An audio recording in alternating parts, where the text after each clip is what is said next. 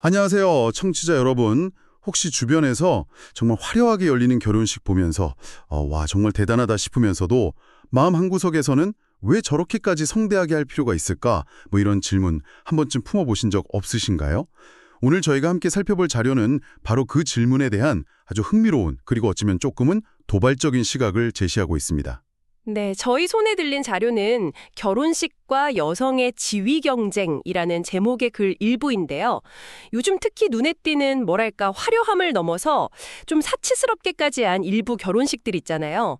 이걸 단순히 그냥 보여주기 문화다라고만 치부하기에는 뭔가 부족한 그 이면에 숨겨진 여성들의 심리랄까 혹은 사회적 역학이랄까 그런 걸 분석하고 있어요. 맞아요.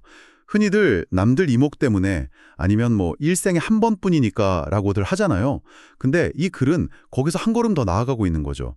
오늘 저희는 이 글을 통해서 그 화려한 결혼식이 어쩌면 여성들 사이에 그 보이지 않는 사회적 관계망, 그리고 그 안에서의 좀 미묘한 역학, 이런 거랑 관련이 있을 수 있다. 이런 주장을 좀 면밀히 검토해 보려고 합니다. 이 글이 던지는 핵심적인 질문은 이거예요. 과연 그 화려함의 목적이 단지 신랑 신부, 이 두 사람의 사랑을 축하하고 기념하는 데에만 있을까? 혹시 다른 누군가에게, 특히 동성 집단에게 보내는 어떤 무의식적인 메시지는 아닐까 하는 거죠. 결혼식이라는 굉장히 개인적인 이벤트가 어떻게 보면 사회적인 의미망 속에서 작동하는지 그걸 좀 들여다보는 작업이라고 할 수 있겠습니다. 동성 집단에게 보내는 무의식적인 메시지라. 자, 그럼 이 흥미로운 분석 속으로 좀 더 깊이 들어가 보죠. 이 글은 화려한 결혼식을 향한 열망이 단순한 화영심이나 과시욕, 그 이산이라는 거잖아요. 이 부분을 좀 더 구체적으로 설명해 주시겠어요? 네, 이 글의 분석은 바로 그 지점에서 시작합니다. 핵심은 이거예요. 일부 여성들에게 있어서 성대한 결혼식은 내가 얼마나 사랑받는가 이걸 증명하는 걸 넘어서요. 내가 이 정도의 가치를 지닌 남성을 파트너로 맞이했다는 사실을 특히 주변의 다른 여성들에게 각인시키려는 그런 무의식적인 동기에서 비롯될 수 있다는 겁니다. 그러니까 결혼 당사자 본인은 우리의 사랑을 축복받고 싶어라고 생각할지 몰라도 그 밑바탕에는 나도 모르게 내가 이만큼 괜찮은 사람과 결혼한다. 그러니까 내 가치도 이 정도다라는 걸 주변 여성들한테 보여주고 또 인정받고 싶은 그런 욕구가 숨어 있을 수 있다. 이런 거군요. 이게 바로 그래서 언급된 서열 경쟁과 연결되는 지점이겠네요. 네, 정확히 서열 경쟁이라는 표현이 약간 좀 날카롭게 들릴 수는 있는데요. 이 글은 여성이라는 특정 사회 집단 내에 존재하는 눈에 잘 보이지는 않지만 분명히 작동하는 어떤 사회적 지위나 인정에 대한 욕구를 포착하고 있는 거죠. 그리고 결혼식이라는 아주 공개적이고 상징적인 이벤트가 바로 그 욕구를 표출하고 확인받는 최적의 무대가 될 수 있다. 이런 겁니다.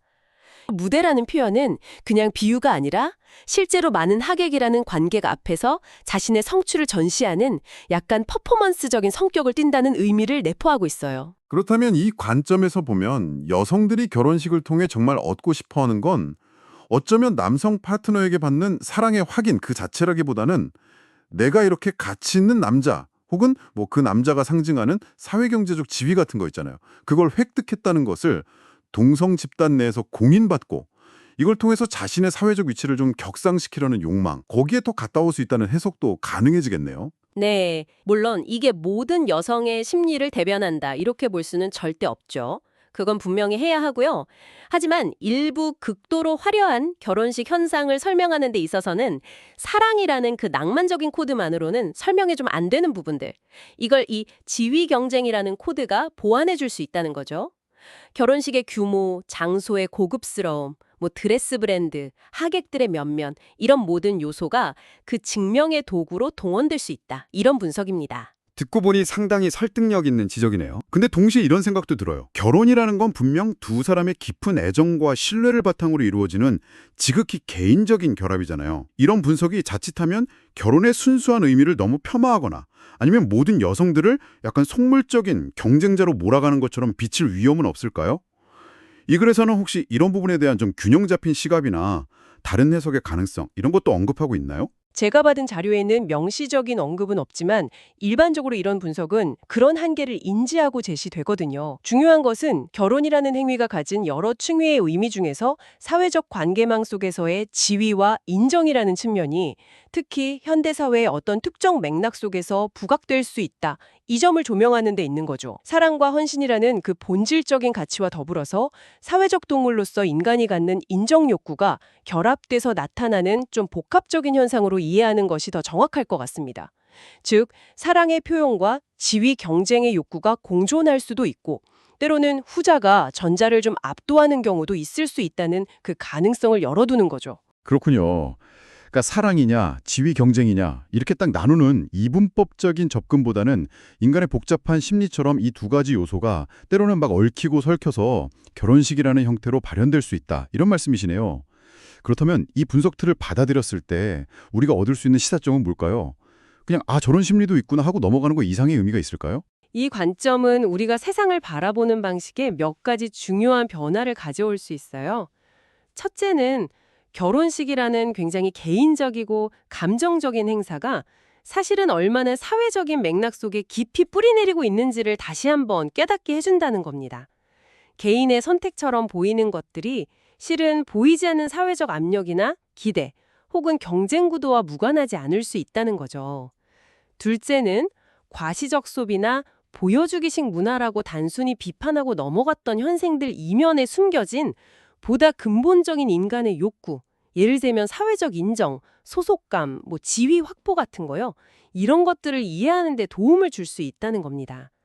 비판을 하더라도 그 원인을 좀 더 깊이 이해할 수 있게 되는 거죠. 흥미롭네요. 단순히 현상을 비난하는 걸 넘어서 그 현상을 움직이는 인간 심리의 저변을 들여다보게 된다. 이런 말씀이시군요.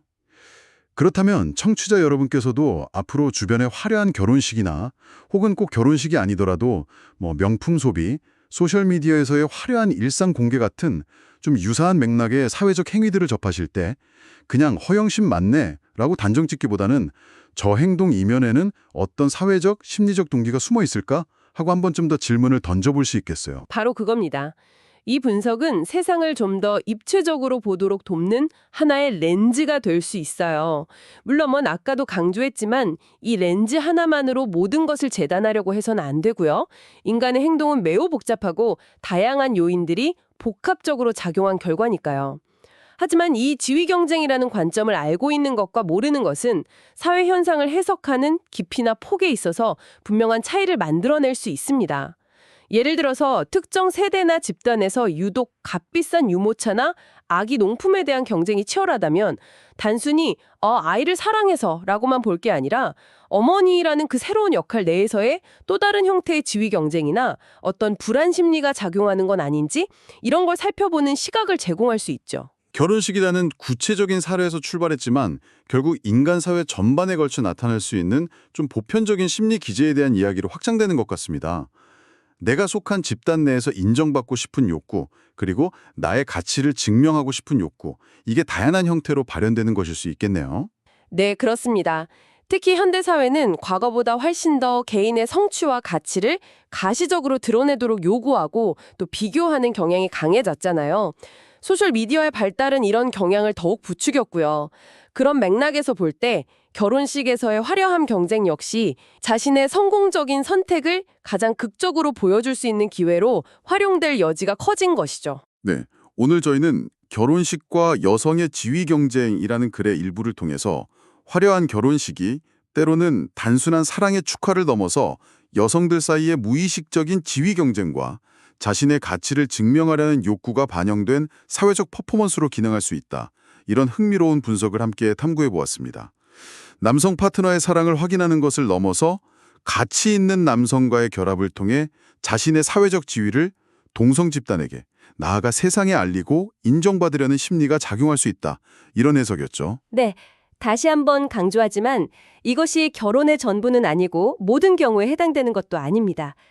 하지만 우리가 당연하게 받아들이는 사회적 관습이나 현상, 이면에도 이처럼 복잡하고 때로는 좀 불편할 수 있는 인간 심리가 숨어 있을 수 있다는 점을 인지하는 것은 중요하다고 생각해요. 이러한 이해는 우리 자신과 타인의 행동을 보다 깊이 있게 성찰하는 계기를 마련해 줄 수 있습니다. 맞습니다. 표면적으로 드러나는 모습 너머의 동기를 읽어내려는 노력 자체가 우리를 더 나은 이해로 이끌 수 있겠죠. 자, 그렇다면 오늘 나눈 이야기에서 한 걸음 더 나아가 이런 질문을 던져볼 수 있을 것 같습니다. 만약 결혼식이라는 이 특수한 이벤트에서 이러한 미묘한 지위 경쟁과 가치 증명 욕구가 작용한다면 우리가 일상적으로 마주하는 다른 영역들에서는 어떨까요?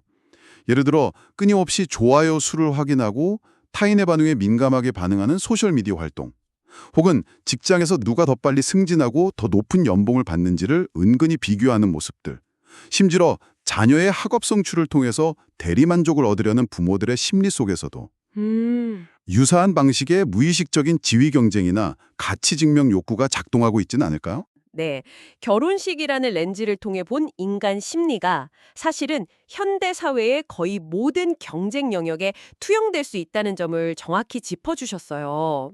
소셜미디어에서의 보여주기 경쟁은 이미 많은 연구와 분석이 이루어지고 있는 주제이죠.